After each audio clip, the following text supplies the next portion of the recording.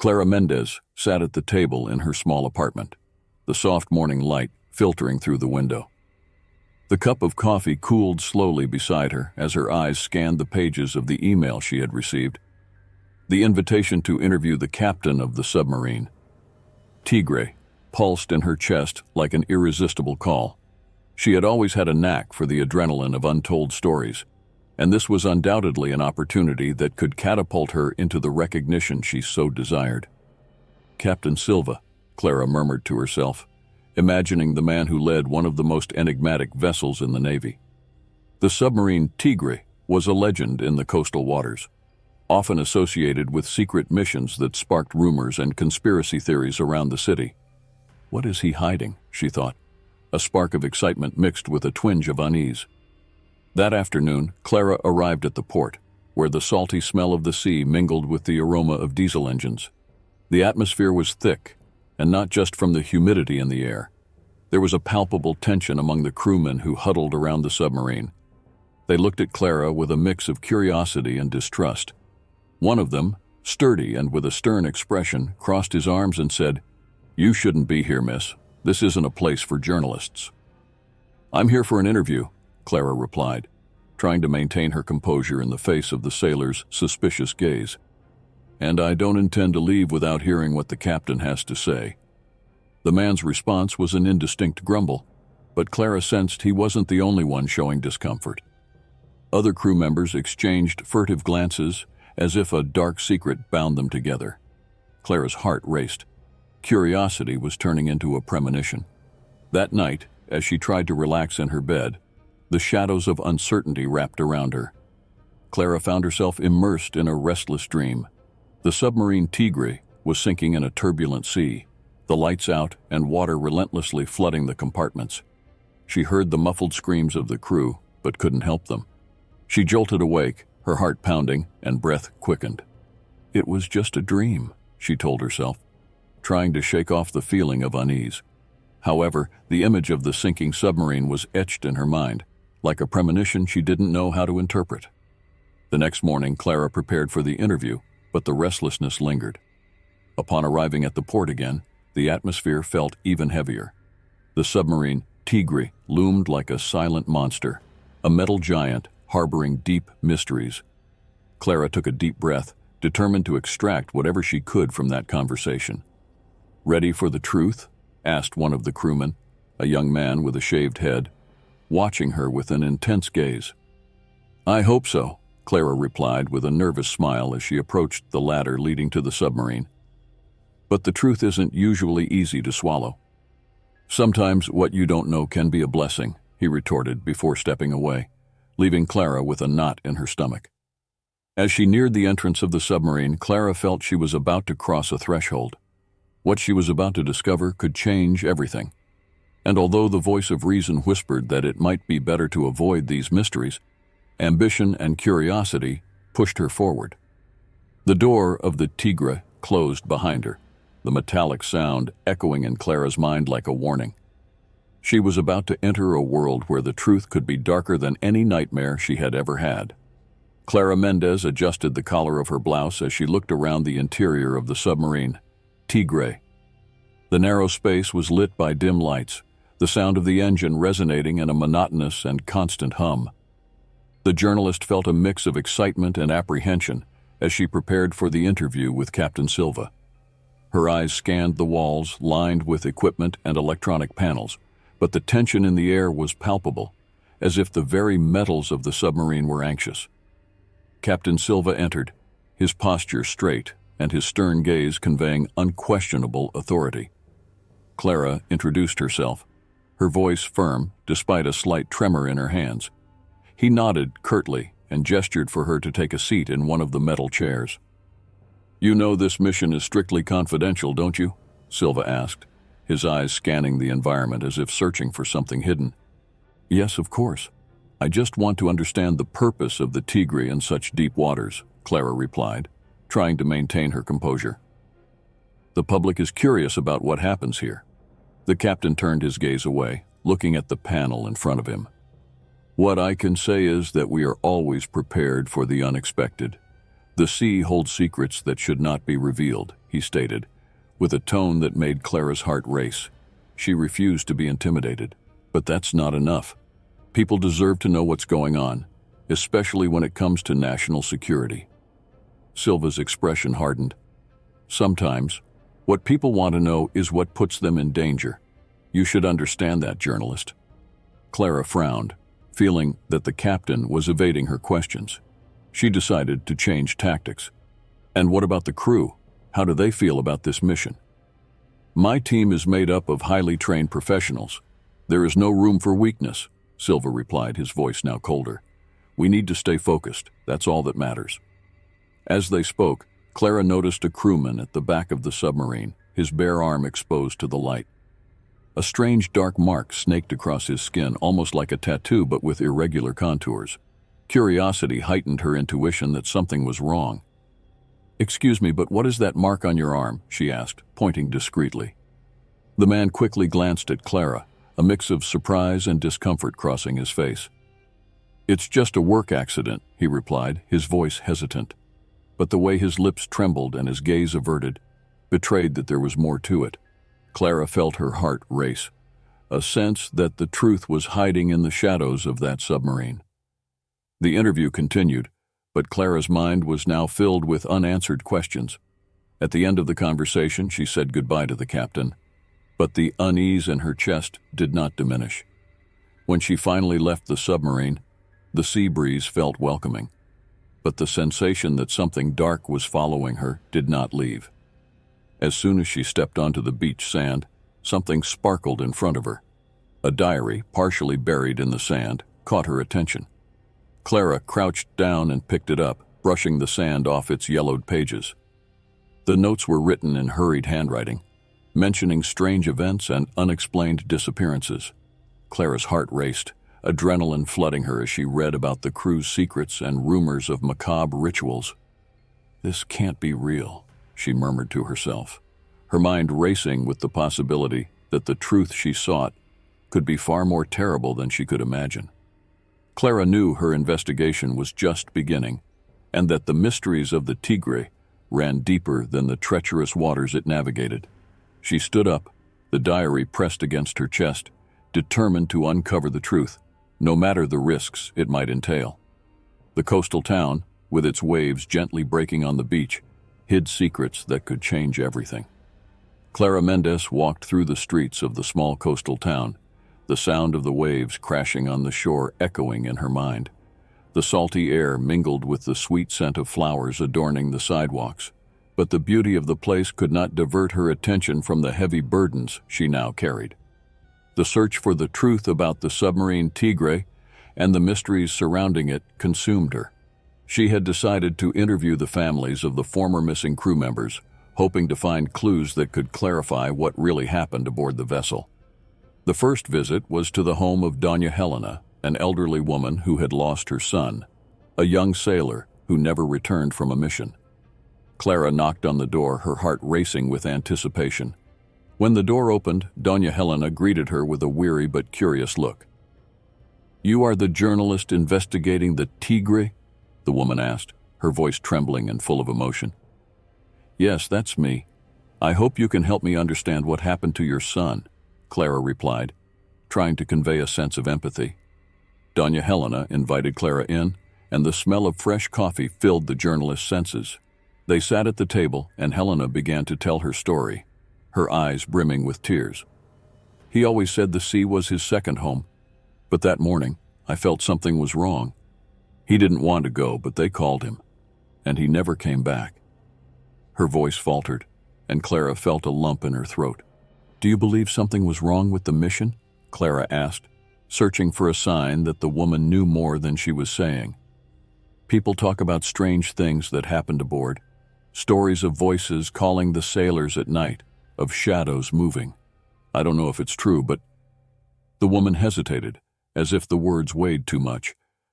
But many of the crew were changed after that mission. They were not the same. Clara wrote everything down, her heart pounding harder with each revelation. When she said goodbye to Doña Helena, she promised she would not abandon the search for the truth. The journalist moved on to the next house, where an old friend of her brother, also missing, lived. "Ah, Clara, what do you want to know?" the man asked, already holding a glass of cachaca.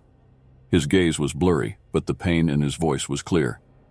"I want to understand what happened. Why did so many men disappear?" Clara questioned, trying to remain calm. "The Tigre is not what it seems," he began, his tone dark. "I've heard rumors that the mission was more than just a training exercise. They talk about an experiment, something that was done to the men." "Experiment? What kind of experiment?" Clara pressed, feeling she was getting closer to a dark truth. "They say they were testing something, but it's not just that. Men who entered that submarine were not the same when they returned. Some nights I saw them wandering the streets with lost looks. One of them, my friend, his voice broke, and Clara saw the pain reflected in his eyes.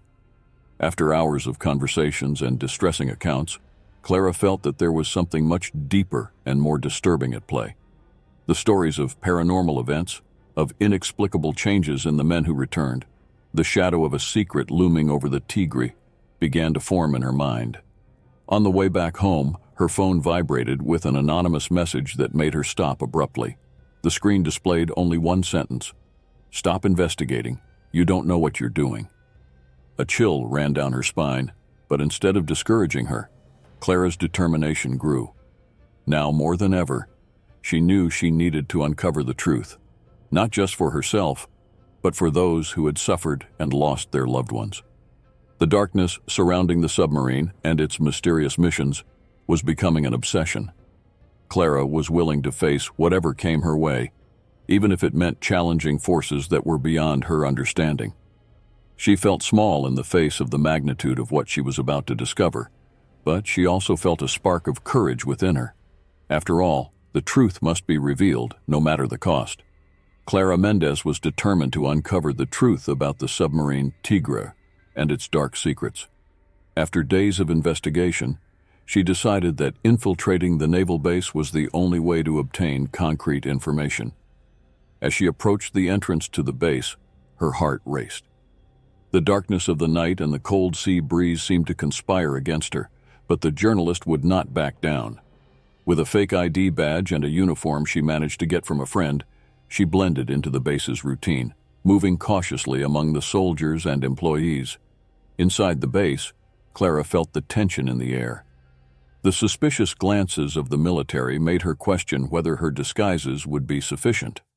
Trying to keep her composure, she headed to the cafeteria, where a group of activists was gathered in a corner. The atmosphere was charged with murmurs and furtive glances, but Clara managed to notice that they were talking about the Tigre. "We cannot let this continue," said a woman with disheveled hair and a determined expression, introducing herself as Rita. "I think they are conducting experiments on humans. What happened to the people who disappeared? We cannot stay silent." Intrigued, Clara approached. "What do you know about these experiments? The submarine, was it used for that?" Rita looked around, ensuring that no one was listening. "No one knows for sure, but there are rumors. They say the crew got involved in something terrible, something that turned men into guinea pigs. We saw some of them, and they are not the same anymore." Clara's eyes sparkled with interest, and a chill ran down her spine. "Do you have any proof of this? We've heard reports of screams coming from the submarine at night, and some of us found documents that the military tried to hide. You need to know that there is something much deeper going on here," Rita replied, her voice almost a whisper. Before Clara could ask more, the sound of heavy boots echoed down the hallway, causing everyone to fall silent. She turned and, to her surprise, saw one of the crew members from the Tigre, the young man named Pedro, who had noticed her presence during the interview. Clara felt a knot in her stomach upon seeing him. He looked different, with a dark gaze and a threatening expression. "Clara Mendez," he said, stepping closer. "What are you doing here? Some truths should not be uncovered." The journalist tried to remain calm, but her voice faltered for a moment. "I'm just doing my job. What are you hiding?" Pedro laughed, but there was no humor in his laughter. "Job, do you think this is just a game? You don't understand that there are forces at play that go beyond your comprehension. What you seek could be your ruin. I'm not afraid of you or your threats. I need to know what happened to those who disappeared," Clara replied, her determination growing. Pedro hesitated, a flicker of doubt crossing his face. You don't know who you're dealing with. If you continue, it won't just be you who gets hurt. The truth has a price. Are you willing to pay it? Clara stepped back, feeling increasingly cornered. If that's the truth, then I have no choice. I need to expose this. He watched her for a moment, his expression shifting to one of momentary concern before hardening again. Be careful what you wish for, Clara. The truth may be more dangerous than you imagine. With that, he turned away, leaving Clara stunned. The conversation had left a bitter taste in her mouth. She felt as if she were in a game of chess, where every move brought unpredictable consequences. Determined, Clara decided she needed more information. What was at stake was much greater than she had imagined.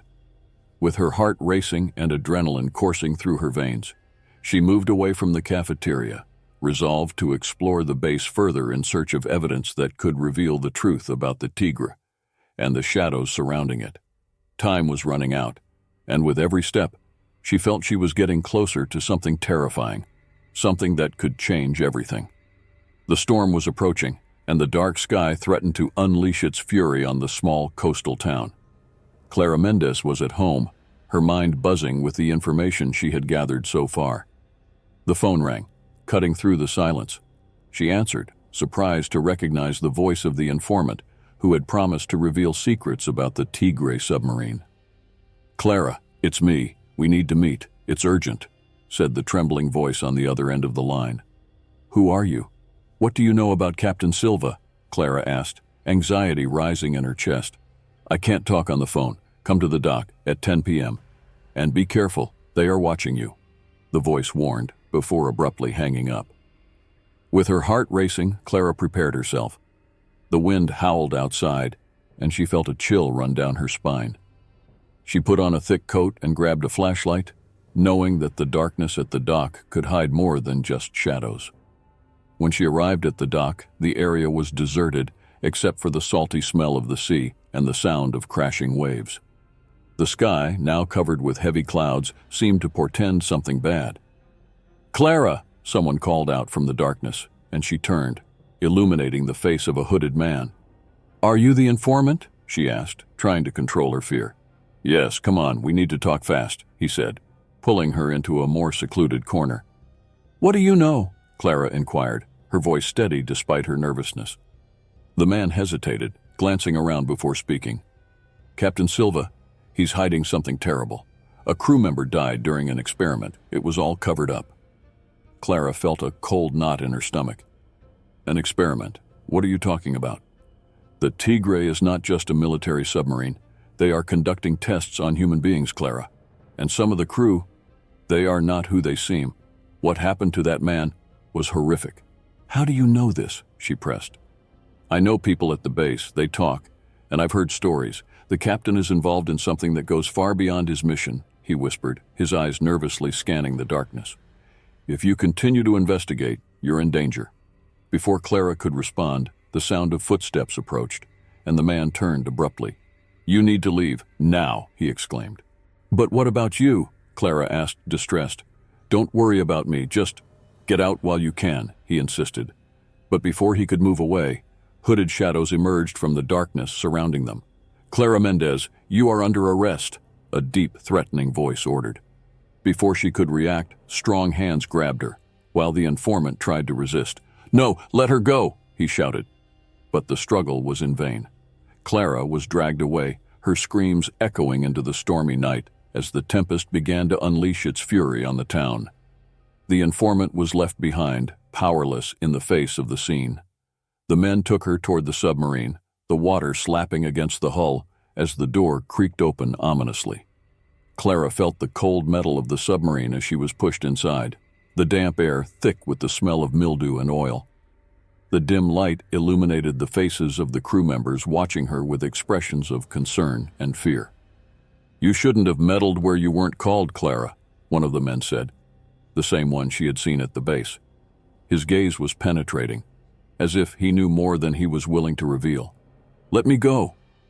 I'm not a threat, Clara pleaded, but the determination in her eyes showed that her words would have no effect. You don't understand. "The truth you seek may be more terrible than you imagine," he replied, his dark tone making Clara's heart race. As the submarine doors slammed shut, Clara realized she was in a place where the rules of the outside world no longer applied. The echo of the deep waters surrounded her, and the feeling of claustrophobia began to set in. She knew she needed to find a way out, but what truly awaited her in the depths of the submarine Tigre? The truth seemed more distant and terrifying than ever. Clara found herself in one of the compartments of the submarine Tigre, surrounded by an oppressive environment. The smell of oil and cold metal filled her nostrils as she tried to comprehend the situation she had gotten herself into. The dim lights cast dancing shadows on the walls, and the atmosphere was charged with an almost palpable tension. The murmurs of the crew echoed in the distance, but were impossible to decipher. Clara knew she had to act quickly. She moved away from the group that was holding her captive, observing the faces of the men who once seemed like just ordinary soldiers. Now, with the subtle light revealing their features, Clara noticed something disturbing. A kind of fervor in their eyes, as if they were waiting for something grand, something beyond what they could explain. As she approached a door that led to a larger space, Clara overheard fragments of a conversation. "The ritual must be performed before dawn. The power it will bring will be unparalleled. The last time we failed, we lost one of our chosen. We cannot let that happen again." Clara's heart raced. Those men were not just crew members, they were part of something much darker. A cult. Feeling adrenaline coursing through her body, she decided she could not remain at the mercy of their intentions. With a stealthy movement, she searched for something she could use to her advantage. Her gaze landed on a camera left on a nearby table, as if waiting for her. "If I can record what they are doing here, maybe there is still a chance to escape and expose this madness," she thought, as she stealthily approached the camera. With the equipment in hand, Clara positioned herself in a corner where she could see and hear everything without being noticed. The men began to gather, forming a circle. One of them, Captain Silva, stood in the center with an intense, almost hypnotic gaze. "Brothers," he began, his voice reverberating in the enclosed space, "today we gather to invoke the powers that have been promised to us. The sacrifice we will make here will be the key to our ascension." Clara pressed the record button, her fingers trembling with fear and excitement. What she was about to hear could change everything. "The death of our brother was a test that strengthened us. Now, we need a new chosen one, someone who brings the essence of fear, and that essence will be here, before us." "Who will be the chosen one?" asked one of the members, with a smile that mixed anxiety and expectation. The others murmured in agreement, as if they were under a spell. Clara, horrified, realized that their lives were intertwined in a plan revolving around death and power. "This can't be happening," she thought, as panic began to set in. She knew she had to get out of there, and fast. Taking advantage of a momentary distraction, Clara stood up and ran for the exit, but not before hearing the captain shout, "She cannot escape! The ritual must be completed!" The sound of approaching boots echoed through the walls, and Clara felt her heart race. She finally found a door leading to a diving compartment. Without thinking twice, she entered and closed the door behind her. The room was small, filled with equipment and oxygen tanks. Clara turned to look for an exit, but when she glanced at the control screen, her heart stopped. The submarine was programmed to sink. "No, this can't be true," she screamed, trying to comprehend the situation. The lights began to flicker, and an alarm sounded. Clara realized that time was running out. The recording she had made, the only proof that something terrible was happening, might never see the light of day. Desperate, she tried to open the door, but it was locked. The sound of the crew's footsteps grew closer, and Clara knew she was one step away from a tragic fate. She collapsed on the floor, the camera still in her hands, as reality became increasingly dark. The last words that echoed in her mind were those of the captain, promising power through macabre rituals. "The truth I sought will now become my end," she thought, as the lights went out and the submarine began to sink into the depths of the sea, taking with it all the secrets the city was never meant to know.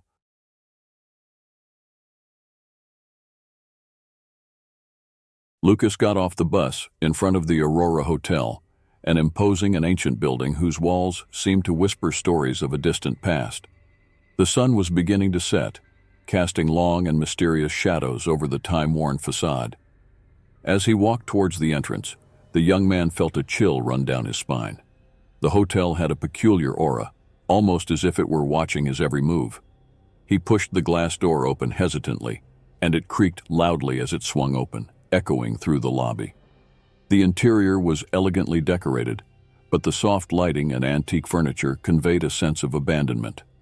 In the background, a receptionist with a neutral expression was typing something on an old computer. Lucas approached the counter, and it was then that Mr. Vitor, the hotel owner, appeared from a side door. He was a tall man with a piercing gaze and a posture that exuded authority. "You must be the new employee," Vitor said, his deep voice cutting through the silence. "Lucas, right?" "Yes, sir. I'm here for my first shift," Lucas replied, trying to control the anxiety building in his chest. "Great. I hope you're prepared." "Here, things are not as they seem," Vitor said, his gaze deepening into Lucas, almost as if he were assessing his soul.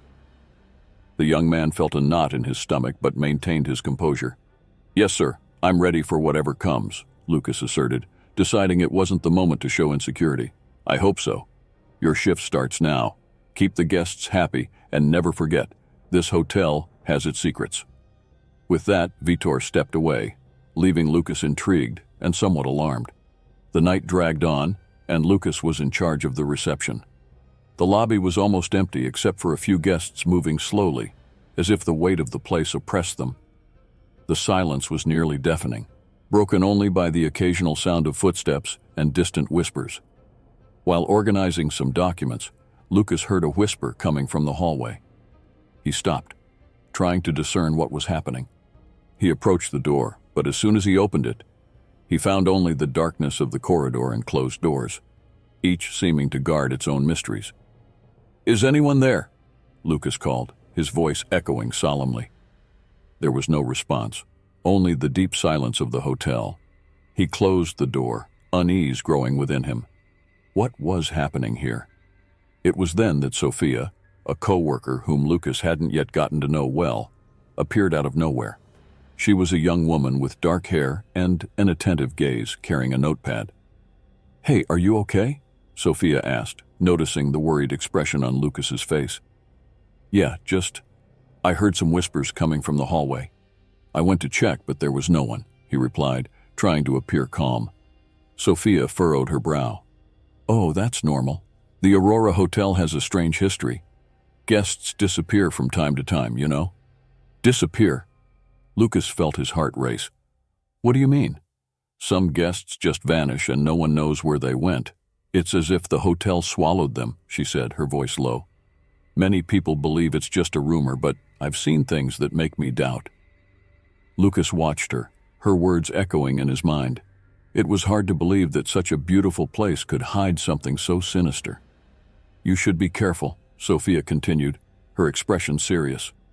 "The last person who disappeared was a guest who seemed normal. No one saw her leave." "And don't you think we should do something about it?" Lucas asked, determination beginning to grow inside him. "I don't know, Lucas, but I'm here to help. If you want to investigate, I can help you," Sophia said, a spark of courage in her eyes. Lucas nodded, feeling that he was about to embark on a mystery that would change his life forever. Determined to uncover what was really happening at the Aurora Hotel, he took a deep breath and prepared for the night that was just beginning. Lucas and Sophia were sitting in the small staff room of the Aurora Hotel, surrounded by piles of documents and the smell of fresh coffee that lingered in the air. The hotel register, a yellowed and time-worn book, lay open in front of them. Lucas's eyes locked onto the scratched-out entries, like scars on already marked skin. "Look at this, Sophia," he said, brushing a strand of hair from his face. "These guests, they just disappeared." Sophia leaned in closer, her clear eyes reflecting a mix of concern and determination. "Yeah, it's strange. Look here." She pointed to a specific column where names were crossed out with a red pen, as if a warning had been issued.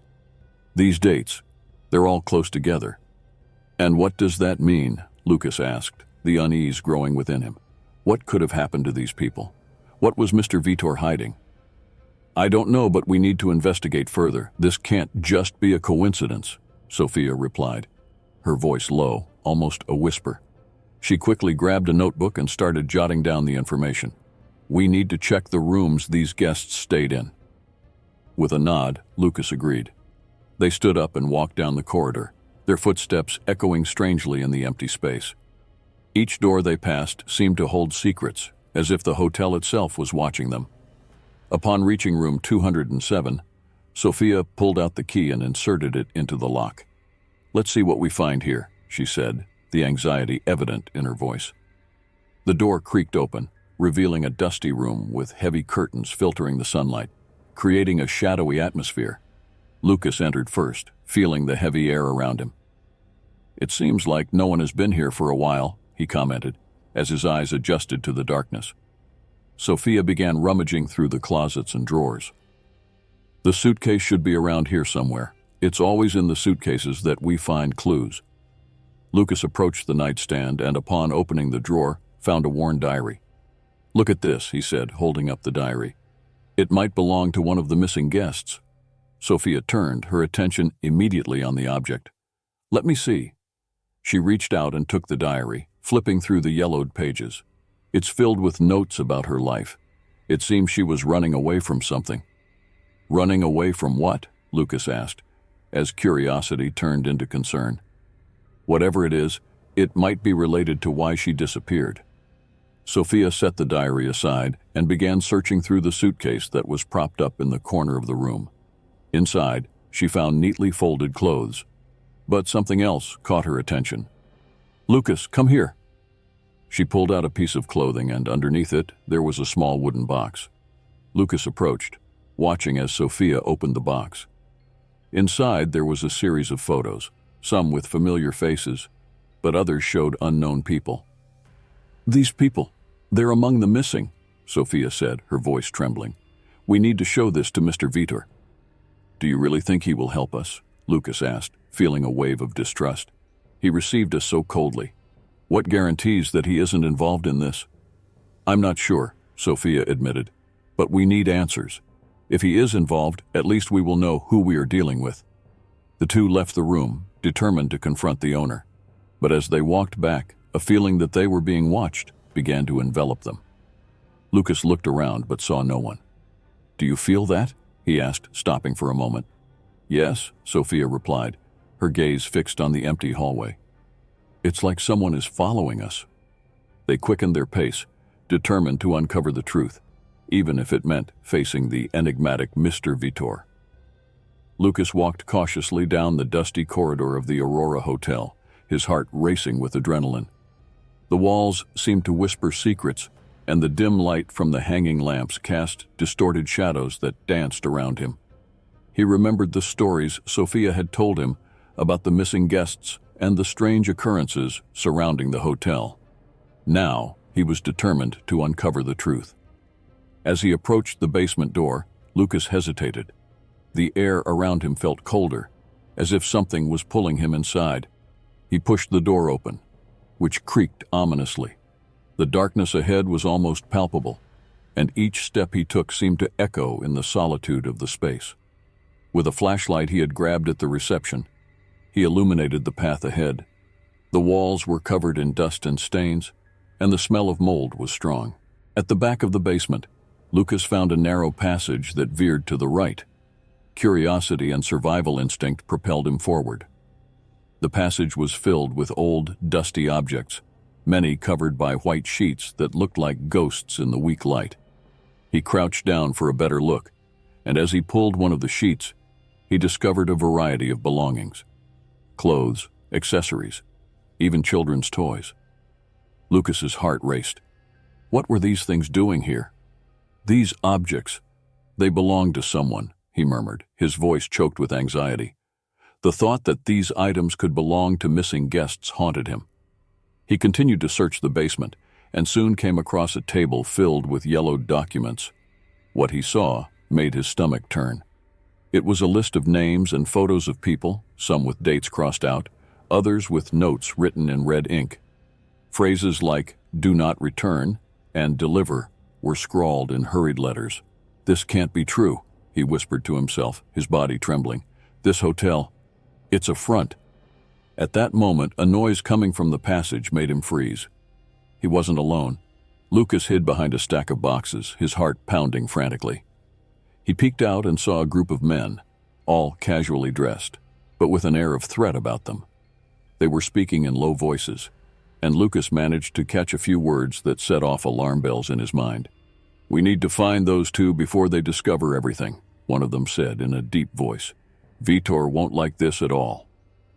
The mention of the hotel owner's name made Lucas feel a knot in his stomach. He knew he needed to warn Sophia, but how to get out of this situation? As the men moved away, Lucas decided he couldn't waste any time. He needed to get back to the surface and find his colleague. Carefully, he emerged from his hiding spot and began to move quickly down the corridor. The flashlight flickered in his hands, and he struggled to stay calm. Each step felt heavier than the last, as if the weight of the truth he had just uncovered was holding him back. When he reached the main corridor, Lucas spotted the light from the reception. He breathed a sigh of relief, but there was still a cold knot in his stomach. He needed to find Sophia and tell her what he had discovered. With hurried steps, he headed for the pool area, where they often met to discuss work and share their concerns. "Sophia!" he called, his voice echoing in the empty area. Not receiving a response, anxiety began to creep back in. What was happening here? He looked around, the pool tiles reflecting the moonlight that streamed through the windows. The atmosphere was too quiet. Suddenly his mind raced back to the men he had seen in the basement. If they were looking for him and Sophia, time was running out. Lucas decided to head to the kitchen, a place where he might find something useful, or perhaps even Sophia. He pushed open the kitchen door and was greeted by an unsettling silence. The lights were off, and the only illumination came from the moonlight streaming through the window. Lucas moved cautiously, his feet making little noise on the cold floor. "Sophia, are you here?" he called, his voice a bit louder now, hoping she was nearby. Then a noise behind him made his heart stop. He quickly turned around and saw a silhouette emerging from the shadows. "Lucas?" It was Sophia's familiar voice, sounding as relieved as he felt. "Are you okay?" he asked, moving toward her. "We need to get out of here. I found something horrible in the basement." Sophia's expression filled with concern. "What did you find?" "It's worse than we thought. The hotel is a front for something much more sinister. They're trafficking people, Sophia." Her expression changed, and Lucas felt the gravity of the situation envelop them. "We need to alert the police. We can't stay here." "Yes, but we have to be quick. They are looking for us. We need to find a way out," Lucas replied, adrenaline coursing through his veins. "Let's go then. We need to split up and confuse them. That way we'll have a chance," Sophia suggested with a determination that surprised Lucas. "All right. You go ahead and I'll go from behind," he said, planning the escape as his heart raced with fear and anticipation. Together, they prepared for what was to come, aware that the truth of Hotel Aurora could cost them dearly. Lucas huddled inside the closet, his heart pounding in his ears, as the voices of the men echoed outside. The wooden walls creaked slightly, as if they too were nervous about the scene unfolding. One of the men, with a rough and authoritative voice, said, "We need to figure out what to do with the newcomers. They can't just stay here. It could jeopardize our entire operation." "I heard one of them has already started asking too many questions," another replied, his tone laced with contempt. "If we're not careful, Lucas and Sophia are going to cause problems." Lucas held his breath, his thoughts racing a mile a minute. He remembered Sophia, who had tried to find help. Despair washed over him as he imagined what might have happened to her. "Sophia, please be safe," he murmured silently, wishing she was all right. The men's conversation continued, revealing more about what was happening at Hotel Aurora. "Mr. Vitor can't know about this," one of them said, his voice low and conspiratorial. "If he finds out we're in trouble, things could get even more complicated. We need to act fast." A chill ran down Lucas's spine. What else did he not know about Mr. Vitor? He always seemed so controlling, so mysterious. But now, with these men discussing the business, He realized there was something even darker lurking behind the hotel's facade. After a few moments, the men began to disperse, and Lucas decided it was time to act. Carefully, he opened the closet door and peeked into the hallway. It was empty, but the atmosphere was still thick with tension. He needed to find Sophia, and fast. He moved silently down the corridor, remembering the last time he saw her. "Sophia," he whispered, but the only response was the echo of his own voice. Desperation began to mix with determination. He couldn't give up now. As he walked, Lucas recalled an old phone he had seen in a corner of the hallway, covered in a layer of dust. If he could use it, maybe he could call the police before it was too late. With careful steps, he approached the spot. When he arrived, Lucas saw that the phone was still there, intact, but marked by years of neglect. He took a deep breath and picked up the handset. A wave of hope flooded his chest, but it was quickly accompanied by a wave of anxiety. What if Mr. Vitor caught him before he could make the call? He began to dial, the sound of the mechanism echoing in the silence, and started to enter the police number. "Please, please," he murmured, anxiety growing with each turn of the dial. "Answer, answer." At that moment, a shadow approached down the corridor. Lucas froze, his heart racing again. He hid behind a column, waiting for the person to pass. As the silhouette drew closer, he recognized the face. It was Sophia, but her expression was pale and haunted. She looked like she had been hurt. "Sophia," he whispered, barely able to believe he found her. "Lucas," she exclaimed, glancing over her shoulder, anxious. "They're after me. We need to get out of here." "I'm trying to call the police, but I can't get caught," Lucas replied, trying to keep his voice low. "What happened?" I found a man who was about to leave with a group of guests. I thought I could ask for help, but he saw me and tried to grab me.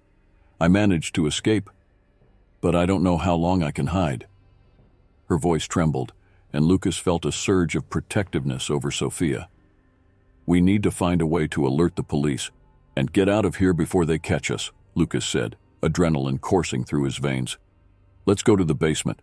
There's a passage I found, and maybe we can use that to our advantage." Sophia hesitated, looking around. "But what if they're down there too?" "We have to take the risk," Lucas insisted, gripping her hand tightly. "If we stay here, we'll be caught. Let's go together." With that, they cautiously made their way toward the basement, both aware that each step could be their last. The tension was palpable, and fear accompanied them, but the determination to escape and uncover the truth guided them. Lucas felt his heart race as he heard the echo of footsteps drawing closer. The darkness of the basement enveloped him like a heavy cloak, and the dampness of the place made the air thick and hard to breathe. He and the other prisoners huddled in a corner, doing their best to stay silent. The makeshift cell was a mix of fear and despair, but Lucas knew that the only way out was through their own efforts. "We need to get out of here," Sophia whispered, her expression determined despite the pallor of her face. She had been captured, but her resilience still shone through. "If we don't hurry, they'll transfer us, and that will be the end." "Calm down, Sophia. Let's think," Lucas replied, trying to keep his composure. He looked around and saw other prisoners, faces reflecting the same anguish he felt. There was a tall, thin man with a weary look who seemed to have been there longer than they had. "Do you know this place?" Lucas asked. "Yes," the man replied, his voice hoarse. "I've been here for months. They take the newcomers upstairs, and whenever that happens, I never see them again. We need a plan." Lucas nodded, his mind racing with ideas. "If we can distract the guards, maybe we can get out. What do we have at our disposal?" "We have these metal pipes," said a woman beside the man. She pointed to the pipes running along the wall. "We can use them as weapons if necessary." "Good idea. And if we can make a noise outside, maybe we can draw attention," Sophia suggested. "But we need to be quick." As they discussed, the footsteps grew closer. The group huddled together, and Lucas felt a surge of adrenaline course through his body. He looked at Sophia, who seemed more determined than ever. "When I say go, everyone has to do what I say. We can't hesitate," Lucas ordered. "We need perfect coordination." He gestured for everyone to prepare. The sound of footsteps approached, and suddenly, the wooden door swung open violently, revealing one of the men who worked for Mr. Vitor. He had a threatening look, and Lucas felt the blood run cold in his veins. "You think you can escape? Don't be foolish," the man said, laughing with disdain. "You'll regret trying." With his heart racing, Lucas shouted, "Now!" Everyone stood up at the same time, and people began making noise, banging the metal pipes against the walls and shouting. The sound reverberated through the basement, and the man, surprised, hesitated. Come on," Sophia shouted, pulling Lucas by the hand. They ran toward the door, which was still ajar. The man, dazed, stepped back, and Lucas felt a surge of hope. "Quick, to the exit," shouted the skinny man leading the way. They squeezed through the tight space, each one more anxious than the other to leave that dark place. When they reached the hallway, Lucas heard screams in the distance. "We need to split up," he said, looking at Sophia. "If they catch us together, it will be the end." "Okay, we'll meet at the main entrance," she replied with a determined look. "Be careful." Lucas nodded and moved away, running down the dark hallway, his mind focused on finding an exit. Adrenaline coursed through his veins, and the determination to rescue not only himself, but all the prisoners guided him. He turned a corner and stopped abruptly. The dim light of a hanging bulb illuminated an open space in front of him. There was a door that seemed to lead outside. Lucas had no time to waste. He ran toward the door, hope pulsing in his heart. But before he could reach freedom, a shadow moved quickly in his direction, and Lucas felt a chill run down his spine. He knew time was running out, and the fight for freedom was just beginning. Lucas's heart raced uncontrollably as he and Sophia crept through the dark hallway of the basement. The smell of mold and dampness was almost unbearable, but adrenaline pushed them forward. They knew every second counted, and freedom was just a few doors away. However, the oppressive silence of the environment was often broken by echoes of heavy footsteps approaching. "We need to hurry, Lucas," Sophia whispered, her eyes shining with a mix of fear and determination. "If they catch us again, we won't get another chance." Lucas nodded, but a sudden idea occurred to him. "What if we try using the passage we found earlier? We can get out that way and avoid the area where the men are." Sophia hesitated for a moment, recalling the risk, but the urgency of the situation made her agree. "Okay, let's go. Quick!" They headed for the secret passage, but before they could enter, they heard a familiar voice echoing down the hallway. It was Mr. Vitor. Lucas and Sophia exchanged glances, confused and cautious. The man who, until then, had seemed like an enemy, now appeared to be their only hope. "Lucas, Sophia," Vitor called, his voice laden with urgency. As they approached, he gestured for them to come closer. "I'm an undercover agent. I was investigating the human trafficking operation that runs in this hotel." "You? An agent?" Lucas couldn't believe it. "Why didn't you tell us before?" "I needed to gain their trust. I couldn't risk the mission, but now we need to act fast. The real villain is among us, and he won't stop until we're all behind bars, or worse." Sophia looked at Lucas, searching for an answer. "And who is this villain?" "One of the men chasing you," Vitor explained, his expression serious. "He is the leader of the scheme. We need to arm ourselves to expose him." The plan quickly formed in their minds. Vitor detailed how they could use the man's own greed against him. The idea was to create a trap that would lure him into the hotel conference room where they could confront him and expose his actions. "We need bait," Lucas suggested. "Maybe one of the prisoners. They won't resist an opportunity to negotiate." "We can't risk more lives," Sophia interjected, her concern evident. "We need a plan that doesn't put anyone in danger." Vitor nodded, thoughtful. "Then let's do this. I'll pose as one of the guests willing to buy information. That should attract him." The three quickly prepared, each taking on a role in the plan. Meanwhile, Lucas felt a mix of nervousness and hope. If everything worked, they could dismantle the scheme and free all the prisoners. When they finally arrived at the conference room, the atmosphere was tense. The air was thick with the expectation of what was to come. Vitor positioned himself, pretending to be eager to negotiate, while Lucas and Sophia hid in an adjacent room, ready to act. Time seemed to drag until familiar footsteps echoed. The villain entered, accompanied by other men, a smug smile plastered on his face. "Have you finally decided to join the party, Vitor?" he sneered. "You know I've always been interested in your business, Vitor replied, trying to remain calm. I'm ready to make a deal. Lucas and Sophia exchanged glances, holding their breath as they watched the scene unfold. With a signal from Vitor, they emerged from their hiding place. Now! Shouted Lucas, charging forward with Sophia by his side. Surprise overtook the villain, but it quickly turned into fury. The environment became chaotic as the men tried to react. An intense fight began. Fists and kicks echoed through the room as Lucas, Sophia, and Vitor fought with all their might. The scheme's leader tried to dodge, but Lucas's determination was relentless. He was not only fighting for his life, but for the freedom of everyone trapped. Finally, with a precise blow, Vitor knocked down the villain, and Lucas quickly restrained him. "Call the police!" shouted Sophia as they held the man down.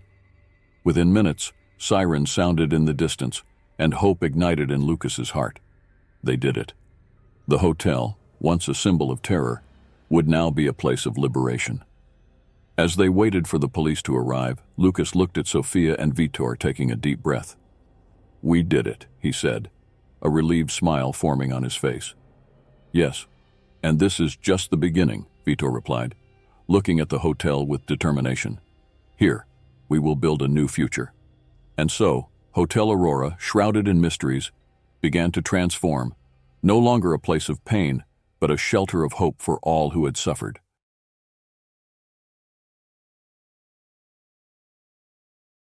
Tiago adjusted his headset and looked at the clock on the wall of the call center. It was a night like so many others, marked by the electronic hum of computers and the distant murmur of colleagues answering calls. He always felt a bit anxious at the start of his night shift. The solitude of the dark environment contrasting with the vibrant atmosphere of the day. The fluorescent light seemed colder at that hour, and the echo of keyboards became almost deafening. He took a deep breath, trying to shake off the feeling of discomfort that accompanied him. As a young operator, Tiago knew his job was essential, but sometimes he wondered if he was really making a difference. Most of the calls were from dissatisfied customers complaining about services or products. But that night, something was about to change. When his computer signaled the first call, he prepared for the usual. "Customer service, good evening. My name is Tiago. How can I help?" A shaky and desperate female voice responded from the other end of the line. "Please help me, I am being followed." The statement put Tiago on high alert. He tried to catch every word, his heart racing. "Calm down, ma'am. Can you tell me where you are? What's happening?" The woman seemed to be in a panic, her words spilling out in a hurried rush. "He's here. I don't know what to do. He's watching me." The desperation in her voice was palpable, and Tiago felt a chill run down his spine. He was trying to process the situation, but the call started to drop. "Please don't hang up. I can help you.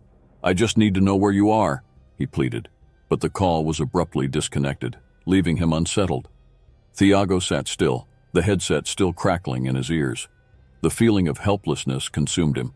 He looked around as if he could see the desperate woman, but all he found was the blinking computer screen and the unchanging routine of the call center. What was that? He murmured to himself, filled with a mix of confusion and unease. Time seemed to drag on, and he couldn't shake the image of the terrified woman.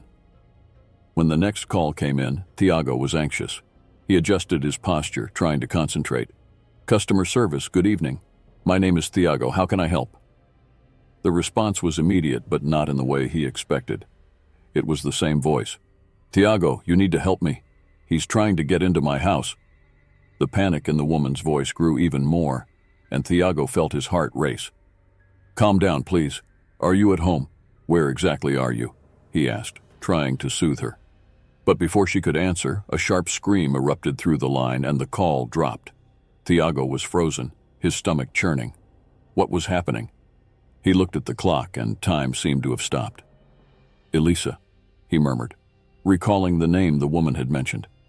He didn't know why, but he felt a strange connection to her.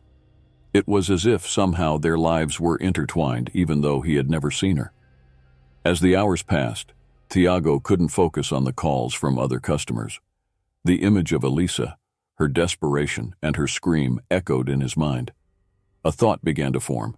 He needed to find out what was happening. The calls were not just an emergency call. They were a plea he couldn't ignore.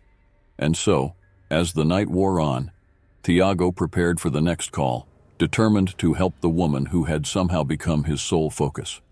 He didn't know that what was to come would lead him into an abyss of dark secrets and intense dangers. But that night, all he knew was that he had to do something. The loneliness that had accompanied him until then seemed insignificant in the face of the urgency to save someone he had never known, but who now occupied his thoughts and his heart. Tiago sat in his chair, the fluorescent light of the call center illuminating his weary face. The clock on the wall read 10:30 p.m., and the feeling of loneliness enveloped him like a thick fog. Calls began to come in, one after another, but none of them seemed to carry the same urgency as the call he had received the night before. He was still haunted by Elisa's voice, the woman who claimed to be in danger. When the phone rang again, his heart raced, and he answered quickly. "Customer service, Tiago speaking. How can I help?" he said, trying to remain calm. On the other end, Elisa's voice came through like a whisper, laden with desperation. "Tiago, is it you again? I don't have much time. He's here." The distress in her voice made Tiago's stomach churn. He felt a wave of adrenaline and concern. "Elisa, take a deep breath. Where are you? What is happening?" he asked, trying to calm her. I'm at home." He tried to get in. "The door is locked, but I heard footsteps." The sound of something banging in the background put Tiago on high alert. "Tiago, please, I can't be here alone." "You need to call the police, Elisa. I will help you, but you have to be quick." "There's no time. He knows I'm here." Her voice was getting louder, almost in a panic. "Please, help me." Tiago was about to ask more when suddenly, the call dropped. The silence that followed was deafening. He looked at the computer screen, hoping she would call back, but there was no sign of Elisa. His mind began to race. What could he do? He had to find a way to help that woman. Minutes dragged on, and while he waited, Tiago decided he needed to investigate. He remembered seeing the name of the city where she lived during the first call. With a surge of impulse, he began searching for information. He typed Elisa and the name of the city into social media, but found only common profiles, nothing that would give clues about the anguished woman he had heard. The night passed slowly, and the rest of his shift was a blur of trivial, emotionless calls. His mind was fixated on Elisa. Was she real? The idea that it could all be a cruel prank left him uneasy. But deep down, he knew there was something true in her voice. When he finally got home, Tiago couldn't sleep. He sat at the kitchen table, illuminated by a single lamp, his face reflected on the computer screen.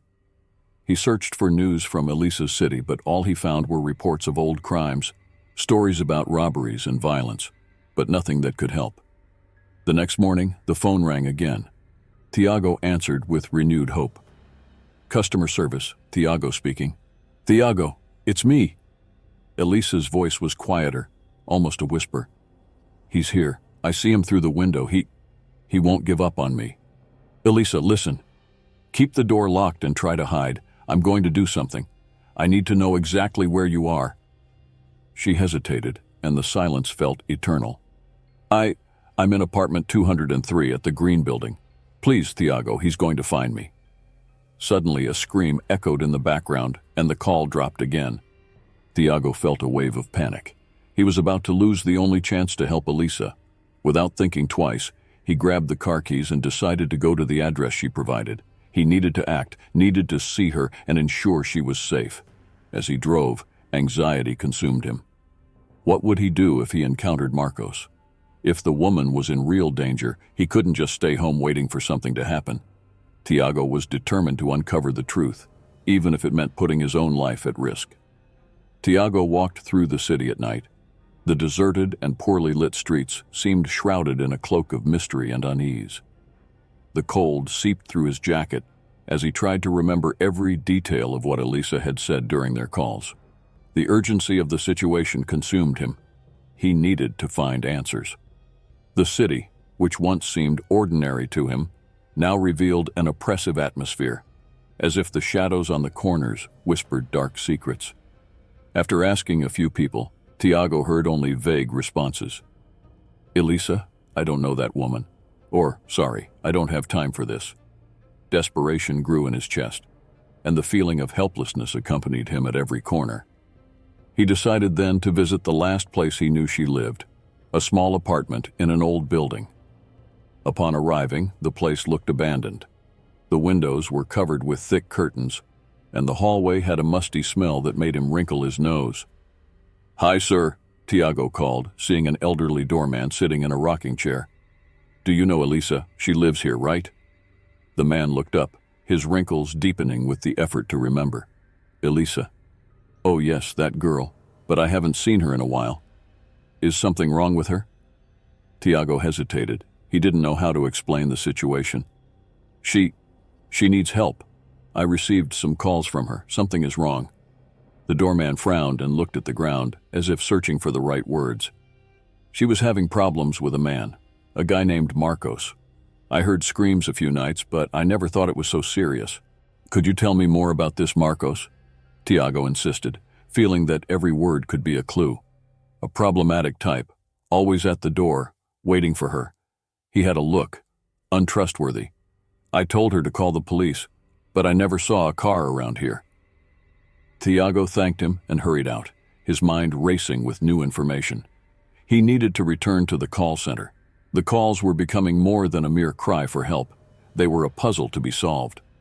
Upon arriving, the familiarity of the cubicles and the noise of colleagues didn't calm him. He longed for a connection with Elisa, needed to hear her voice again. He sat at his desk and, almost like a prayer, wished there would be no more interruptions. Then, the phone rang. He answered with a racing heart. "Tiago?" Elisa's voice came laden with fear, and he struggled to remain calm. "You can't leave me. He's coming." "Elisa, where are you? I'm trying to help you. What's happening?"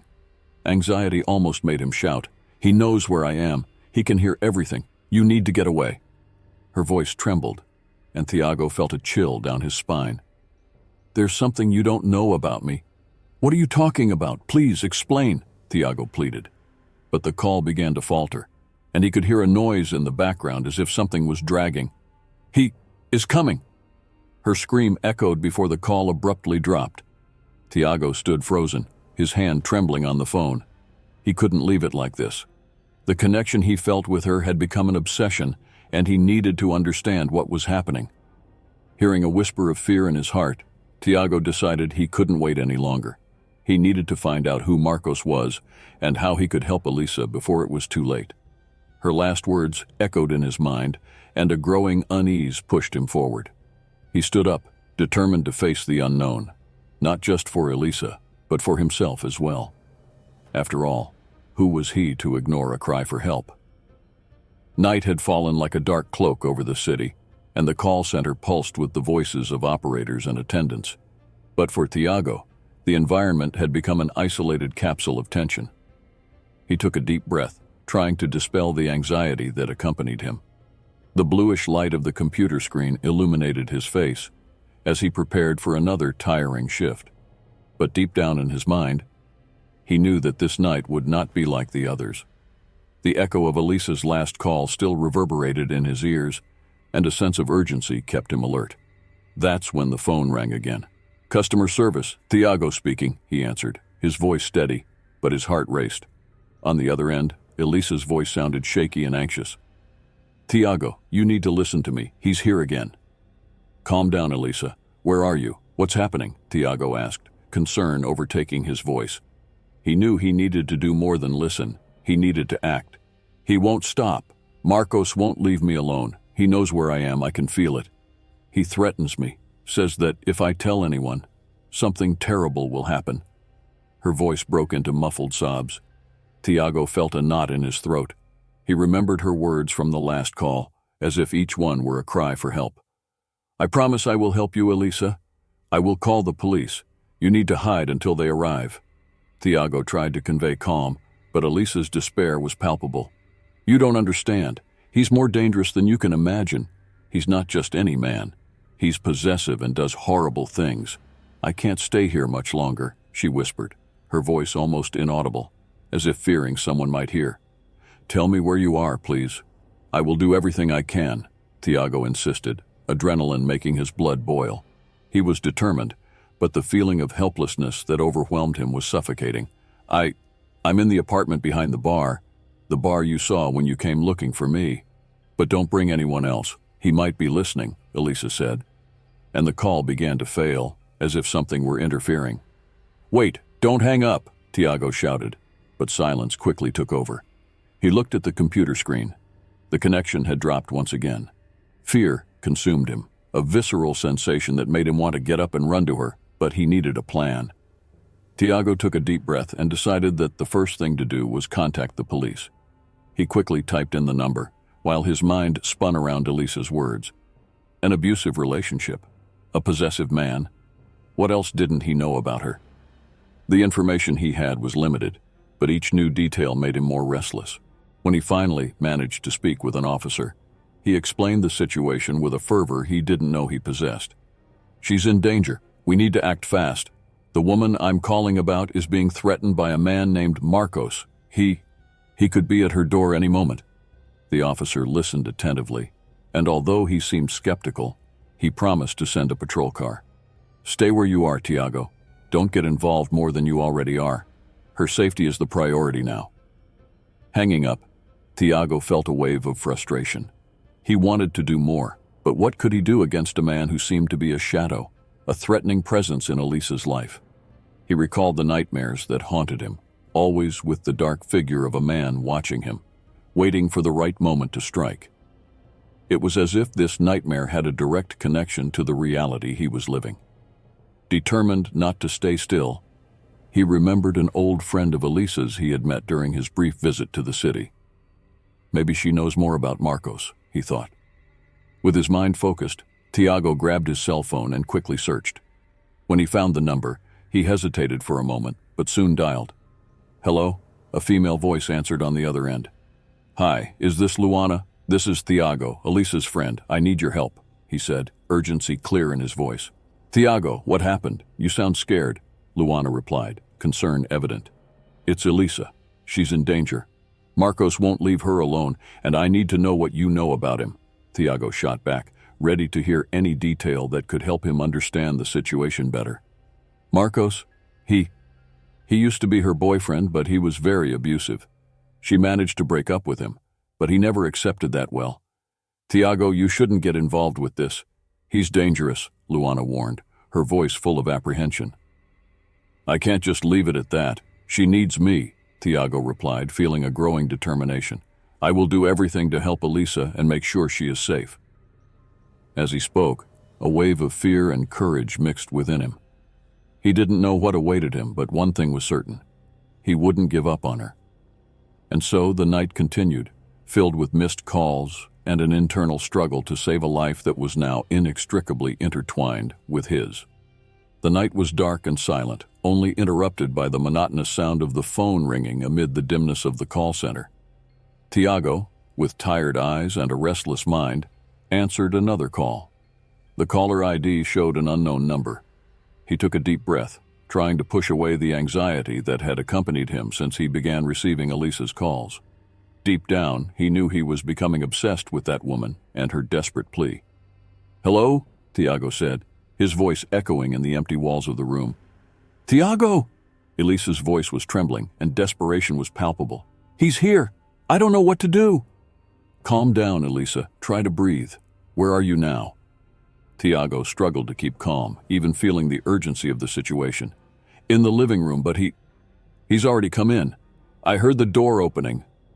The despair in her voice made Tiago's heart race. He imagined himself in that house, not knowing what to do, and it deeply unsettled him. Stay near an exit. Have you called the police? He tried to be practical, but his mind spun around the possibility that Marcos was just a few steps away from her. No, I can't. He will find me. Tiago, please, you need to help me. I can't stay here. Elisa's despair was increasing, and Tiago felt time was running out. I will help you, I promise. Tell me where you are, I'll come to you. Tiago was determined, even if it meant putting himself in danger. He started searching on Google for Elisa's location, but the call dropped abruptly, leaving him with his heart in his throat. The pressure was mounting, and the feeling of helplessness surrounded him like a heavy cloak. He knew he had to act, but he had no idea how to find Marcos and save Elisa.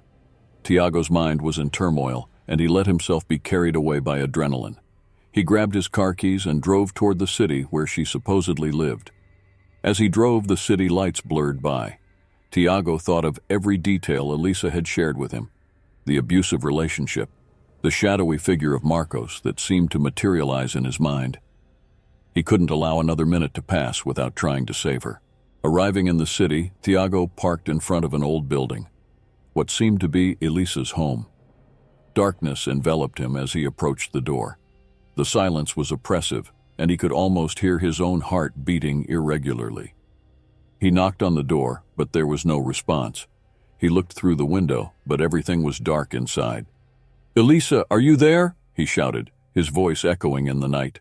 The only response was the distant sound of a police siren far away. Tiago hesitated. It was time to act. With a surge of courage, he turned the doorknob, and to his surprise, the door was unlocked. He entered the house, which was in complete silence. The atmosphere was gloomy, and a chill ran down his spine.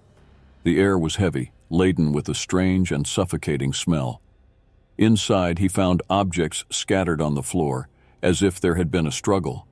Tiago's heart raced. "Elisa!" he shouted again, but the echo of his voice was the only response. He ventured through the house, each step leading him to a growing state of panic. The walls seemed to whisper secrets, and the shadows danced around him. When he reached the living room, he saw something that made him stop abruptly. A photo of Elisa on a table, with a note beside it. The words were written in frantic handwriting. "He won't stop until I'm with him again." Tiago felt a chill in his stomach. He didn't know whether to continue, or if it would be better to leave. But the desperation to save Elisa prevented him from backing down. He was determined to uncover the truth. However, the feeling of being watched made his instincts scream. He was not alone in that house. Tension heightened when Tiago's phone rang. The caller ID displayed a number he knew all too well. It was Elisa's number. He hesitated but answered, his heart pounding in his chest. "Tiago," Elisa's voice was lower, almost a whisper. "He's coming. You need to get out of there." Fear settled in Tiago like poison, and he realized that the race against time had turned into a nightmare. What had started as a cry for help was now becoming a deadly trap. Tiago parked his car in front of Elisa's house, his heart racing unevenly. The neighborhood lights were off, and a thick fog hung over the area, creating an even darker atmosphere. He remembered Elisa's voices, her anguish echoing in his mind, and wondered if he had really done the right thing by coming here. His determination to help her had guided him to this moment, but now fear began to seep in. He got out of the car and slowly walked to the front door, which was slightly ajar. The environment was in absolute silence, except for the sound of the wind whistling through the trees. Tiago took a deep breath and pushed the door, which opened with a sharp creak. Darkness enveloped him like a cold embrace. Once inside, he turned on the flashlight of his phone, illuminating what appeared to be a messy living room. Displaced furniture, a broken table, and evident signs of struggle on the floor. Tiago's heart raced. He wondered if Elisa had really managed to escape, but the feeling that something terrible had happened there was palpable. "Elisa!" he called, his voice trembling. The echo of his question quickly faded, leaving him more anxious. He cautiously moved through the house, each step laden with apprehension. The walls were adorned with photos of Elisa smiling, but the joy in the images seemed a distant memory of what had really occurred. The light from his phone illuminated a small object on the floor. It was a broken phone, and as he crouched to pick it up, Tiago noticed there was an unread message. Trembling, he unlocked the device and saw a conversation between Elisa and someone identifying themselves as Marcos. The messages were filled with desperation and fear. "He won't stop until I'm dead," one of them said. Tiago felt a lump in his throat. At that moment, he heard a noise coming from upstairs, a dry thud, as if something had fallen. Tiago hesitated, but urgency propelled him to climb the stairs. Each step creaked under his weight, seeming to echo his fear. As soon as he reached the hallway, he saw more closed doors. all seeming to hold dark secrets. He decided to open the first door on his left. The room was empty, except for an unmade bed and an open wardrobe. Upon closer inspection, he saw tangled women's clothes, but nothing indicating the recent presence of someone. Anguish grew in his chest. What had happened to Elisa? Tiago turned to leave the room when he heard a muffled voice. "Why did you come here, Tiago?" The voice was familiar, yet strange at the same time. He quickly turned around, but there was no one there. "Who's there?" he asked, trying to stay calm. Silence answered, but Tiago's heart raced as he realized the voice was very similar to Elisa's. "You shouldn't be here," the voice echoed again, now closer. Tiago felt a chill run down his spine and decided he needed to get out of there. But before he could take a step, the door to the room slammed shut. He tried to turn the knob, but it was stuck. "Elisa, is that you?" Tiago shouted, feeling lost. The darkness seemed to close in around him, and the sense of panic threatened to overwhelm him. Suddenly, the lights in the house turned on, revealing a figure in the doorway. It was a tall man, with a disturbing smile that looked nothing human. "You didn't realize, Tiago? Elisa is dead, and now you belong to me too." Tiago recoiled, terror consuming his body. "What did you do to her?" he shouted, but the man's response was only a low, cold laugh. "She was just bait, and now you are my next target." The man advanced, and Tiago felt despair take over him. He had no way to escape. What should have been a night of hope was now turning into a nightmare that seemed endless. The echo of Elisa's last words resonated in his mind. "He is coming." And now Tiago understood there was no way out. The cycle of terror had been completed.